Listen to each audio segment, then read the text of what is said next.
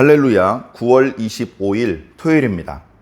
오늘은 디모데전서 3장 14절부터 4장 5절까지 말씀을 읽고 함께 은혜 나누도록 하겠습니다.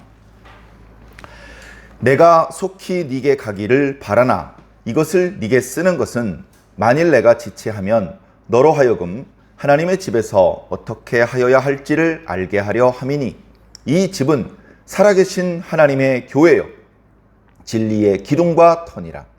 크도다 경건의 비밀이요 그렇지 않다 하느니 없도다.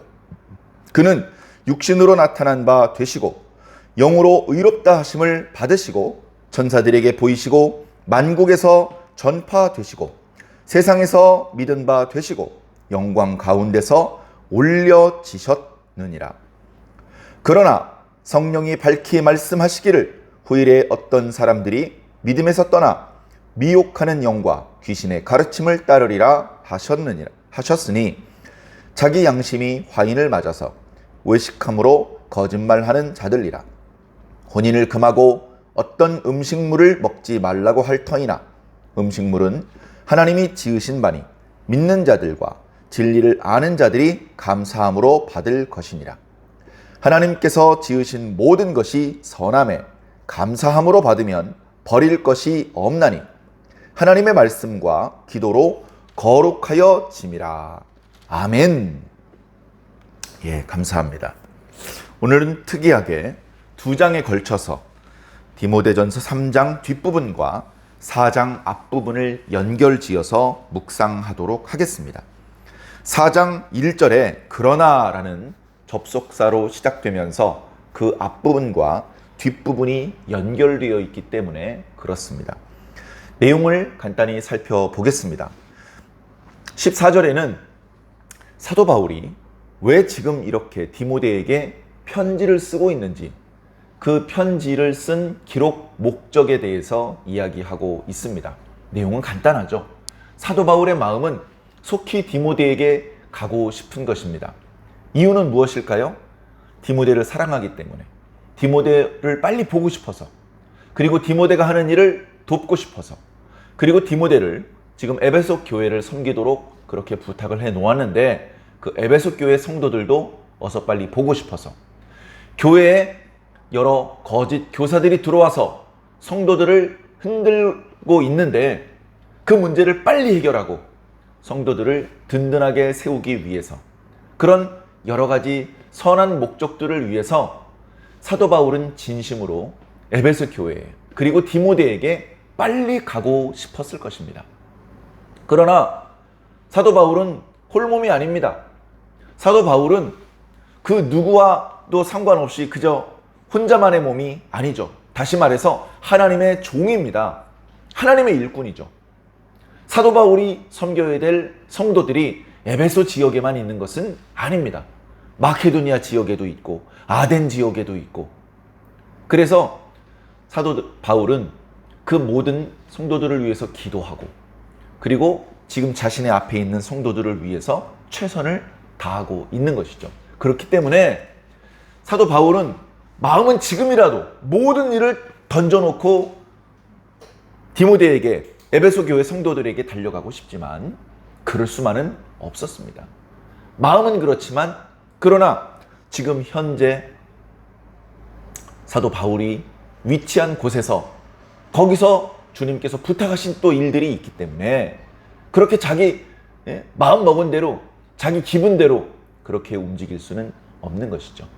그렇기 때문에 혹시 사도 바울이 디모데에게 찾아가는 일이 많이 지연이 되면, 예상보다 바램보다 많이 지연이 되더라도 디모데가 바울이 돌아오지 않는 기간 동안에 방황하고 당황하고 교회를 빨리 바르게 세우지 못하고 뭐 이거 어떻게 해야 되는 거지 하면서 이렇게 하면 안 되기 때문에 혹시 사도 바울이 에베소 교회를 방문하는 일이 지연이 되더라도 디모데 혼자서 충분히 그 에베소 교회를 바르게 건강하게 그렇게 다스려 나갈 수 있도록 하기 위해서 이렇게 편지를 쓰는 것이다 라고, 그렇게 편지를 쓴 목적을 말해주고 있습니다. 뭐 너무나 당연한 말씀이죠.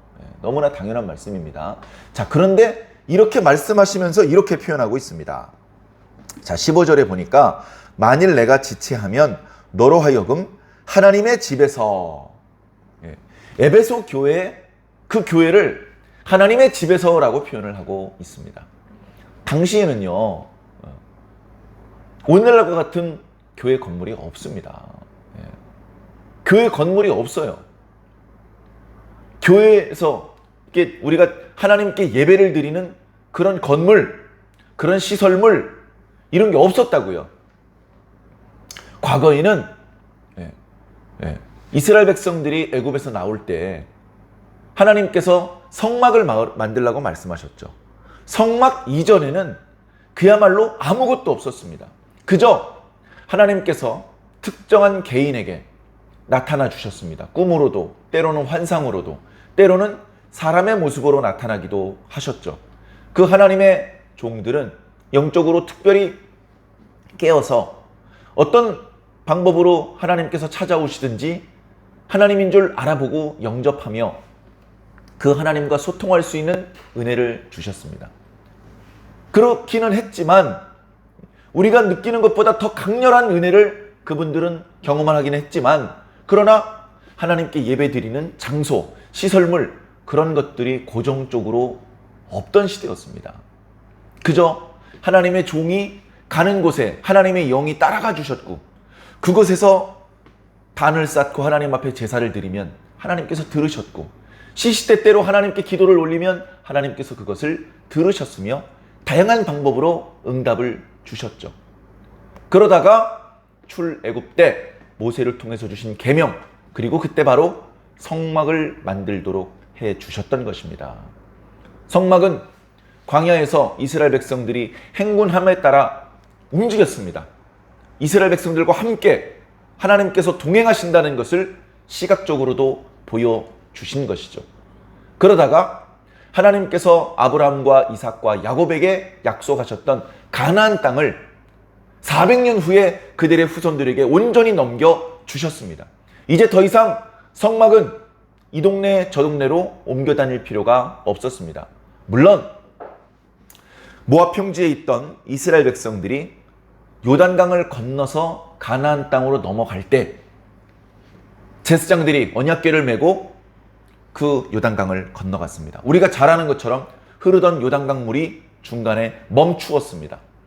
그리고서는 강물이 멈춘 동안에 이스라엘 사람들이 다 건너왔습니다. 그리고서 그 언약궤는 길갈에 상당 기간 머물러 있었습니다. 언약궤를 놓고 거기에 성막을 건축하고 거기서 이제 성막으로서의 어떤 제사라든가 하나님께 기도를 올린다든가 하는 그런 영적인 기능을 수행을 했죠. 꽤 오랜 기간 여호수아가 나이가 많음에도 불구하고 그 지역에 살고 있는 가나안 족속들을 격파했습니다. 100% 격파한 것은 아닙니다. 남겨진 가나안 잡족들이 있었죠. 이제 그들은 여호수아가 눈을 감으면서 남겨져 있는 이스라엘 후손들에게 그들을 온전히 박멸하고 이 가나안 땅을 온전한 하나님의 백성의 땅으로 만들라고 부탁을 하죠. 근데 그때 너무나 많은 가나안 사람들이 남아있으면 이스라엘 사람들이 그들을 몰아내는 것에 대하여 두려움을 품을까 봐 연로하여 상당히 어려움이 있었을 것이 예상됨에도 불구하고 여호수아는 꽤 오랫동안 전투를 수행했습니다. 그래서 100%까지는 아니지만 상당히 많은 가나안 사람들을 그 땅 밖으로 몰아낼 수 있었습니다. 그리고서 하나님께서 그 땅에 평화를 주셨죠. 번영과 풍요도 주셨습니다. 그러나 여호수아는 죽으면서 남겨진 이스라엘 백성들에게 여러 차례 간곡한 마음으로 당부할 수밖에 없었죠. 그때 성막이 길갈에 있다가 베델에 옵니다. 그리고 나중에는 베델 근처에 실로에 이제 성막을 펼치고 거기서 이제 성막이 하나님께 예배를 드리는 장소로서 이렇게 운영이 됩니다. 그러다가 언약궤를 빼앗기는 사건이 벌어지죠. 그 언약궤를 다윗 때 되찾아옵니다. 그러면서 그 언약궤를 다윗이 새로 만든 그런 장막에 모셨는데, 그런데 다윗이 나는 백향목으로 만든 왕궁에 사는데 어떻게 하나님의 이 언약궤가 천막에 거할 수가 있겠느냐 하면서 하나님의 집을 지으려고 마음을 먹었습니다. 하나님의 집을 짓는다는 것은 작은 일이 아닙니다. 종교적인 신앙적인 문제도 아주 중대한 문제였지만 성전을 건축하는 일에는 많은 재물이 필요합니다. 이스라엘 땅에서 난 것뿐 아니라 그 주변 나라에서 조달할 수 있는 최상의 재료를 써야 했기 때문에 그렇습니다. 그렇게 하기 위해서는 주변 나라들과 관계가 좋아야 합니다. 그 주변 나라들로부터 그런 값비싼 건축 자재를 수입하려면 경제적으로도 강력한 풍요가 있어야 됩니다. 뿐만 아니라 그렇게 국력을 하나님의 성전을 건축하는 데 집중을 했다가 주변에 어떤 이방 민족들이 공격해 들어오면 막을 수가 없게 됩니다. 그래 그 주변의 모든 이방 나라들이 평화로워야 되고 감히 이스라엘을 향하여 반기를 들 수 없게 그렇게 되어야 합니다. 그 모든 것들을 고려하면서 기도하면서 다윗이 내가 죽기 전에 반드시 하나님의 집을 건축하겠다. 그런 마음을 가지고 나단 선지자를 불러서 상의를 했습니다. 나단 선지자는 다윗 왕의 그와 같은 마음을 이렇게 계획을 듣고 다윗의 그 진심이 전해지니까 하나님께서 크게 기뻐하실 것입니다 라고 처음에는 얘기를 했습니다. 그러나 나단 선지자가 다윗 왕을 만나고 나가는 길에 하나님의 영이 선지자에게 임하여서 아니다.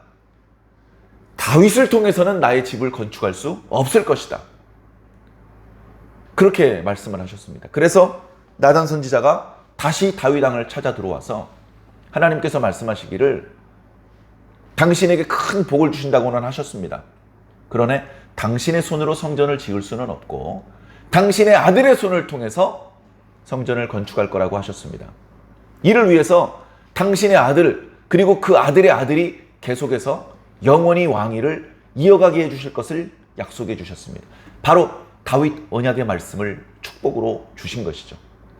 다윗은 자신의 손으로 직접 하나님의 성전을 건축하지 못한 것이 아쉽기는 했지만 하나님께서 자신의 아들 대에 하나님의 성전을 건축할 수 있도록 허락해 주신 것만으로도 너무나 감사했고 자신의 아들 대에 성전을 건축할 때에 조금 더 부담스럽거나 어렵지 않게 하기 위해서 최상의 목재와 석재를 미리 갖다 놓았고 그리고 거기에 필요한 모든 비용들을 미리 비축해 두었습니다. 그리고 혹시 상황이 달라져서 성전 건축 계획이 보류되거나 취소되지 않게 하기 위해서 살아있는 동안에 계속해서 자기 주변의 신하들에게 그리고 자기 아들 솔로몬에게 반드시 하나님의 집을 지어야 된다. 반드시 하나님의 집을 지어야 된다. 그렇게 이야기를 했습니다. 그리고 하나님의 놀라우신 은혜 가운데 지어질 하나님의 성전을 어떤 모양으로 지을지 어떻게 장식을 할지 어떤 크기로 만들지 하나님께서 알려주셔서 그것들을 메모하고 그것들을 그림으로 남겨서 그대로 하나님의 뜻대로 성전이 지어질 수 있도록 모든 준비를 다 했죠. 그때 이후로 성전에서 예배를 드렸습니다.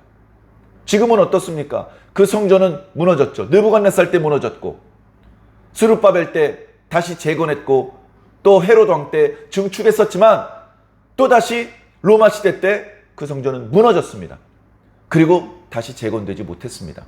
그때 다 무너뜨리지 않고 벽 하나 남겨놓은 것 통곡의 벽이라고 해서 지금 그 흔적만이 남겨져 있을 뿐입니다. 하나님의 뜻은 이제 더 이상 그 예루살렘 언덕 위에서 예배를 드리는 것이 아니고 사방에 흩어져서 예배를 드리는 것이었습니다.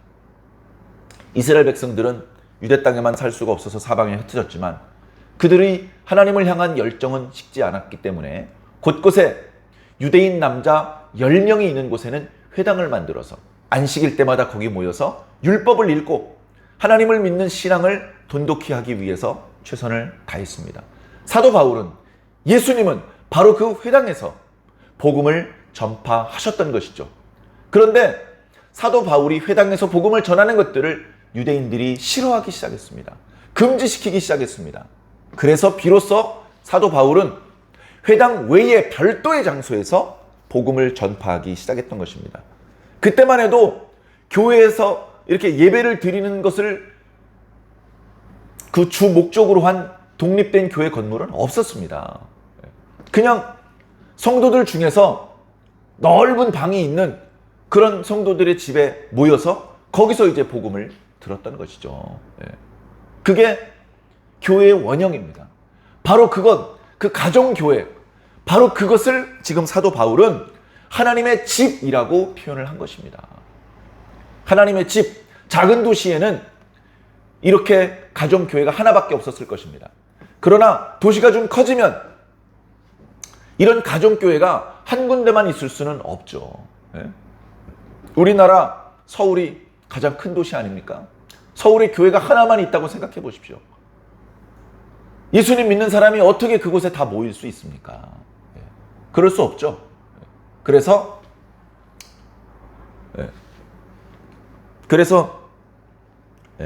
곳곳에 교회가 있는 것입니다. 전주에도, 완주에도, 사방에 교회가 있는 것이죠. 그래서 우리는 이 교회에서 하나님께 계속해서 예배를 드리게 된 것입니다. 바로 그 교회를 지금 사도 바울은 하나님의 집이다 하면서 교회의 의미에 대해서 새삼 강조해주고 있습니다. 이 집은 살아계신 하나님의 교회요, 진리의 기둥과 터니라. 디모데야, 내가 너에게 부탁했던 이 에베소 교회, 그곳에 있는 성도들, 그들은 그냥 교회가 아니고 그냥 성도들이 아니다. 그들은 살아계신 하나님의 교회다. 네가 지금 하고 있는 일은 그냥 대충 무슨 동호회 관리하고 이런 것이 아니고 바로 하나님의 교회, 하나님의 집이다. 그런 투철한 사명감을 새삼 심어주고 있는 것이죠. 그러면서 16절에 새삼 사도 바울은 주님의 은혜를 찬양하고 있습니다. 크고다 경건의 비밀이요. 이 경건이라는 것은 영성을 뜻하는 겁니다. 영성. 크도다 경건의 비밀이라는 말도 조금 우리는 비밀하면 뭔가 숨겨진 이야기 이렇게만 이제 알고 있는데요. 신비라는 것입니다. 신비. 알기도 어렵고 알려주기도 어려운, 그러나 뭔가 분명히 그 실체가 있는, 크도다 영성의 신비여, 뭐 이렇게 번역을 할 수도 있을 것 같습니다. 그렇지 않다 하느니 없도다. 좀 표현이 억지스러운데요. 크도다 경건의 비밀이여. 그 누구도 이의를 제기할 수 없는, 그 누구도 다 인정하는 그런 바로다. 그렇게 선언을 하면서 그는 바로 예수 그리스도입니다. 예수 그리스도가 교회의 시작과 끝입니다. 그는 육신으로 나타난 바 되시고, 예수께서 이 땅에 육체로 오신 것을 부정하는 사람들이 있습니다. 그런 거짓말, 그런 비성경적이며 하나님의 구원을 흐리는 그런 거짓에 속아서는 안 될 것입니다. 예수님께서는 우리와 똑같은 육체를 입고 이 땅에 오셨습니다. 예수님께서는 우리와 똑같이 태어나셨고, 유아와 또 어린 아이의 시절을 지나서, 청년의 시절을 지나서 그렇게 우리 가운데 계셨었고, 하나님의 아들로서 일을 해 주셨죠. 자, 우리와 똑같은 사람의 몸으로 오셨었고, 그리고 영으로는 의롭다 하심을 받으셨다. 예수님은 세상에 수없이 많은 사람들과 똑같은 모양이셨지만 죄가 없으신 분입니다. 의로우신 분입니다. 하나님 앞에 제사를 드릴 때 제물이 흠이 있으면 그 제사는 온전히 하나님을 기쁘시게 할 수 없습니다. 그 제사를 통하여 복을 받을 수도 없고, 죄를 용서받을 수도 없고, 우리의 소원이 성취될 수도 없게 됩니다. 그러나 우리의 정성을 다 바치고 흠이 없는 깨끗한 제물을 하나님 앞에 바쳤을 때 하나님께서 기뻐하시는 것이죠. 예수 그리스도는 자신의 육체를 하나님 앞에 바쳐지는 제물 삼아 하나님 앞에 바치셨습니다. 그 예수님의 육체가 더럽고 영적으로 흠이 있고 죄가 있는 상황이라면 그 누구의 죄를 씻을 수 있겠습니까? 예수님은 영으로는 죄가 없으신 의롭다 하심을 받으신 분이고 천사들에게 보이셨고 만국에서 전파되고 있고 세상에서 믿어진 바 되었고 영광 가운데 올려주신 분이다.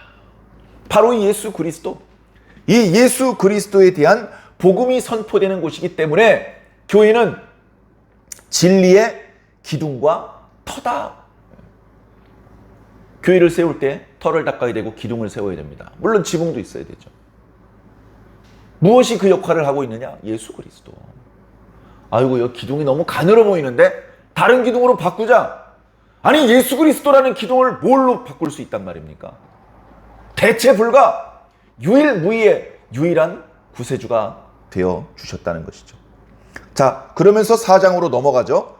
그러나 예수님께서 이렇게 유일무이 대체 불가의 하나님의 집의 기둥과 터를 이루고 계심에도 불구하고 어떤 거짓말을 하는 자들이 교회에 들어올 것이다.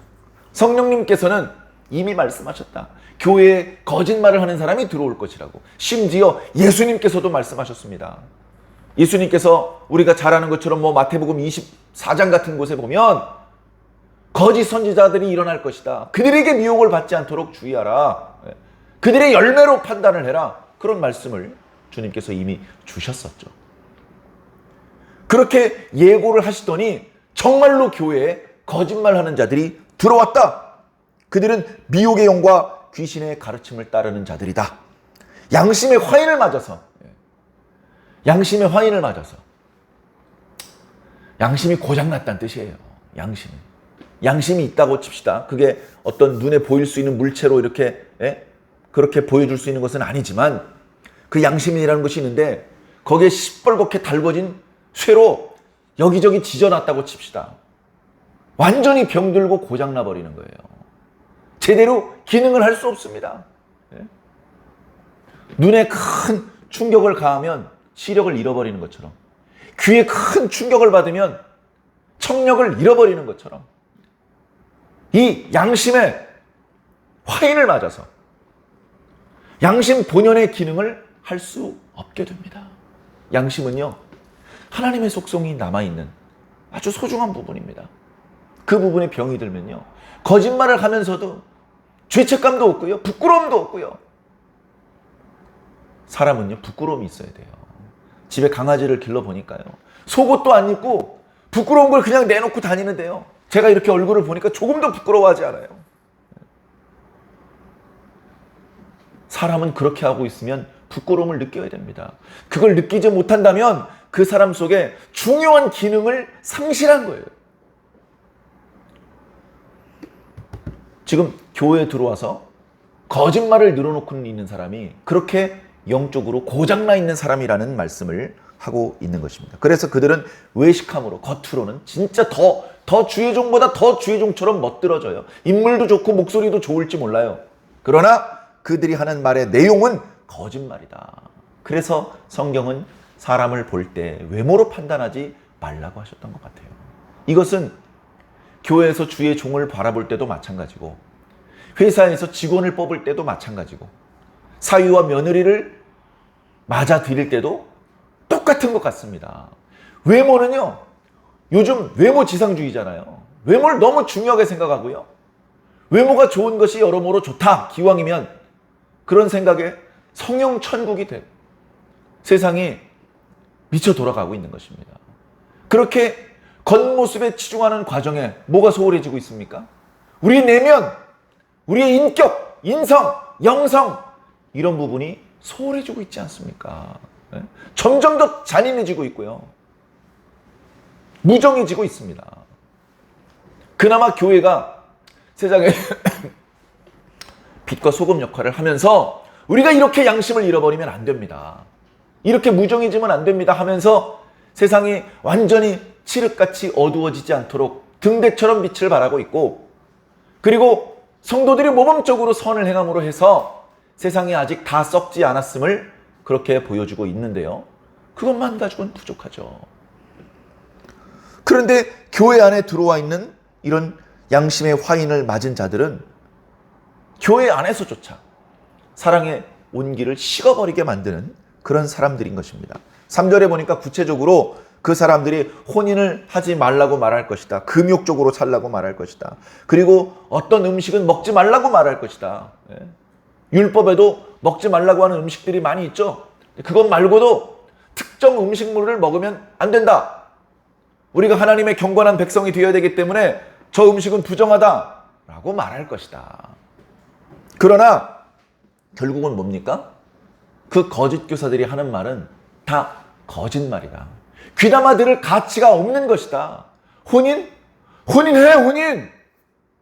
혼인하고 한 남편과 한 아내를 사랑하고 자녀를 많이 낳고 그 자녀들을 신앙적으로 잘 양육하고 가정을 평화롭게 잘 다스리고 가족들이 전부 다 교회를 잘 섬기고 그렇게 해야 될 거 아닙니까? 물론 예외적으로 하나님께서 허락하신 그런 특별한 상황이 되었을 때는 결혼하는 것을 절제하고 오직 교회와 주 성도들을 섬기는 애 그렇게 집중을 할 수 있죠. 그래서 요즘에도 특정한 종교의 어떤 그 사제들은 결혼을 하지 않는 것을 미덕으로 하고 있습니다. 자, 그건 모든 성도들에게 주시는 말씀이 아닙니다. 특별히 예외적으로 몇몇 사람들은 그렇게 할 수도 있다. 그러나 나머지는 시집가고 장가가는 것을 금지하지 말라. 남자가 여자가 부모를 떠나 둘이 한 몸을 이루며 한 가정을 이루는 것은 태초에 정해주신 하나님의 뜻입니다. 자, 그리고 음식은 어떻죠? 구약에 레위기 11장에 음식법이 있습니다. 먹어도 되는 음식과 먹지 말라고 하신 부정한 그런 음식들에 대해서 말씀하셨습니다. 그러나 심지어 레위기 11장에 먹으면 부정해진다고 말씀하셨던 그 음식조차 하나님께서 사도행전 10장에 베드로 사도에게 환상을 통해서 보여주신 것처럼 큰 보자기에 율법에서 먹지 말라고 금지한 음식들이 가득히 있습니다. 이방인들은 먹죠. 그런데 그 음식물들을 보여주면서 음성이 들리는데 베드로야 이걸 먹어라. 베드로가 유태인이잖아요. 태어날 때부터 그런 거 먹어본 적이 없고 그런 거 먹으면 안 된다고 어렸을 때부터 교육을 잘 받아왔습니다. 그래서 베드로가 대답합니다. 주님, 제가 어렸을 때부터 이런 것들을 먹지 않았습니다. 그랬더니 보자기가 올라갑니다. 근데 보자기가 또 내려오는데 또 마찬가지로 부정한 음식 재료들이 보입니다. 또 먹으라고 하십니다. 그렇게 3번이나 환상이 비추어지더니 어떤 사람이 와서 어떤 이방인의 가정에 초대를 받았으니 가서 그 가정을 위해서 기도해주고 복음을 전파해줘라. 그 전까지만 해도 이방인들은 더러운 존재였습니다. 그 전까지만 해도 이방인들에게 복음을 전하는 것은 금기된 일이었습니다. 그러나 이런 꿈을 보여주셨기 때문에 이게 혹시 하나님의 뜻이 아닐까 하면서 자신을 초대하는 사람의 집에 가서 복음을 전해 주었는데 복음이 전파되는 순간에 말씀을 듣는 그 이방인들에게 성령이 임하는 것을 베드로가 보았습니다. 아, 이방인도 성령을 받는구나. 그렇다면 이 이방인들에게 안수해주고 이 이방인들에게 세례를 베풀어주는 것을 내가 금지할 수 없겠도다. 어떤 그 사실을 모르는 다른 교회 지도자가 이야기했습니다. 베드로 사도, 우리가 이방인들에게는 복음을 전하지도 세례를 베풀지도 않는데 당신이 교회 어른으로서 그 이방인들에게 세례를 베풀어줬다고 하는데 본이 되셔야 될 분이 그렇게 하면 어떻게 합니까? 라고 했더니 성령님께서 허락하신 것을 내가 금지할 수 없었다 라고 말함으로 해서 이방인에게 복음을 전파하지 못하게 만들었던 금기가 깨져버렸습니다. 왜? 그건 하나님의 뜻이 아니었기 때문에 그렇죠. 그래, 하나님께서 기뻐하지 아니하시는 그런 것들은 다 깨지는 겁니다. 그래서 육식을 해도 좋고 구약 성경에 먹지 말라고 하셨던 것을 먹어도 상관없습니다. 말씀에 보면 감사함으로 받으면 버릴 것이 없다라고 하셨는데요. 조금 우리가 이해를 돕기 위해서 하나님의 뜻대로 받는다면 아무리 감사함으로 받으면 버릴 것이 없다고 해도요. 우리가 먹어야 될 음식이 있고 먹으면 안 되는 것들이 많이 있습니다. 인간이 먹어야 될 것, 먹지 않아야 될 것들에 대한 구별이 없이 그냥 다 먹으면 어느 나라는 그렇다 그러죠. 날아다니는 것은 쇠로 만든 비행기 빼고는 다 잡아먹는다고. 그런 식으로 하는 문화는 하나님 앞에 그렇게 바람직하지 않죠. 왜냐하면 예상 밖의 질병들이 발생되기 때문에 그렇습니다. 예상 밖의 질병들이 발생되는 것은 하나님의 뜻이 아니기 때문에 그렇습니다. 소에게 육식을 주면 광우병이라는 병이 생기지 않습니까? 사람에게도 그런 일이 있을 수 있습니다. 그러나 그런 정도가 아니라면, 하나님의 뜻대로 받는다면 해로울 것이 없다. 버릴 것이 없다. 그러면서 마지막에 이 모든 것들은 말씀과 기도로 거룩하여진 것이다. 사랑하는 성도 여러분, 이 말씀을 오해하면 안 되겠죠, 물론. 하나님께서 원하지 않는데도 불구하고 말씀과 기도로 거룩해진 거니까 괜찮아, 먹어도 돼, 이렇게 하면 안 되겠죠. 그냥 기도로 거룩해지는 것이 아니고 말씀과 기도로 거룩해진다고 말씀하신 것을 보니 말씀이 기준입니다. 말씀의 정신, 말씀 속에 담겨져 있는 하나님의 지혜, 그것이 기준입니다. 그러니까 단순히 성경에 명시되어 있는지의 여부를 따질 것이 아니고 영적인 감각이 필요한 것이죠. 영적인 감각이 필요합니다. 하나님께서 성경을 기록할 때에 그 당신의 종에게 강하게 성령으로 감동하셔서 그 말씀들을 기록하게 하셨던 것처럼, 말씀을 읽는 오늘 우리들에게도 똑같이 성령으로 강하게 감동하셔서 그 말씀의 뜻을 바르게 깨달을 수 있도록 해 주실 것입니다. 그것이 성령의 감동이고 그것이 바로 성령의 조명하심입니다. 우리는 그 능력을 믿습니다. 그래서 우리는 하나님께서 기뻐하지 않으시는, 하나님께서 그어놓으신 선 밖으로 넘어가지 않습니다. 그 안에서 우리는 감사하며 행복을 누릴 수 있는 것이죠. 우리 교회는 바로 그 하나님의 말씀이라고 하는 울타리 안에서 하나님께서 주시는 복을 누리는 그런 행복 공동체입니다. 그리고 우리 교회 성도들의 각 가정들도, 우리 성도들이 일하고 있는 일터도, 우리 성도들의 자녀들이 다니고 있는 학교도 바로 그렇게 하나님의 뜻 안에서 아름답게 성장하고 행복을 누릴 수 있는 행복 공동체가 모두 되어야 될 줄로 믿습니다. 먼저 부름받은 우리 성도들이 참된 주의 백성으로 반듯하게 서시고 자신이 속한 공동체를 하나님께서 기뻐하시는, 하나님께서 주시는 복과 행복을 누릴 수 있는 그런 공동체로 건설해 나가시기를 주님 이름으로 간절히 부탁드립니다.